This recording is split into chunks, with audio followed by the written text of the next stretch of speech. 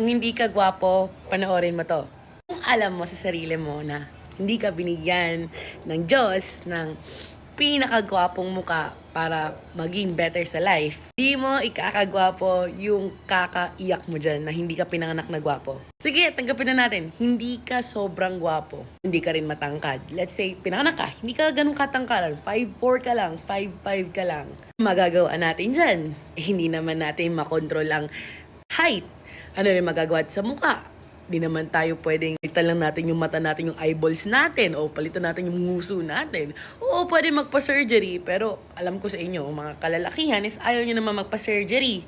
Kasi, feeling nyo, hindi ginagawa ng mga karamihan ng boys yon. So, kontrolin mo yung kaya mong kontrolin. Kasi kung iiyak ka na pangit ka, walang may pakialam, boy. Walang may paki kung pangit ka. Titingnan ka lang na, boy, pangit ka. And then, wala silang paki. Alam mo sa sila may paki? Kung ano ka, bigyan dun sa kulang sa'yo. Kung pangit ka, di saan mo galingan.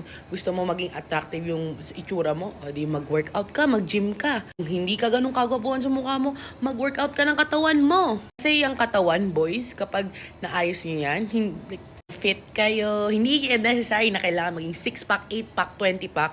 Fit lang, a nice toned body, may muscles, and then good health. It's really, really, really times 10, aangatan niya yung mukha niyong kulang. And then second is yung character nyo. Compassionate ba kayo?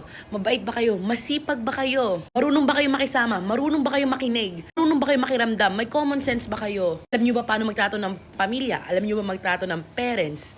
Those things matters.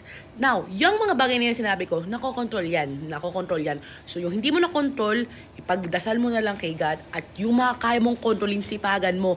Dahil at the end of the day, kahit sabihin mo na pangit ka, dahil walang may pakialam sa'yo. Walang may pakialam sa'yo kung pangit ka. Baka mag-show sila ng pakialam sa'yo for first 2-3 minutes, pero wala silang magagawa. Okay? Wala silang magagawa kung pangit ka or hindi matangkad yung height mo. Pero alam mo paano sila magkakapakialam sa'yo? Pag pinakita mo na malupit yung character mo. So, nasa sa kamay mo yung destiny mo, nasa sa kamay mo kung paano mo ipopote yung sarili mo sa mundo. Kung gusto mo maging malaman na lang as pangit ka, is pangit ka. For example, si Empoy, hindi siya kagwapuhan na boy, but pag nakita mo si Empoy,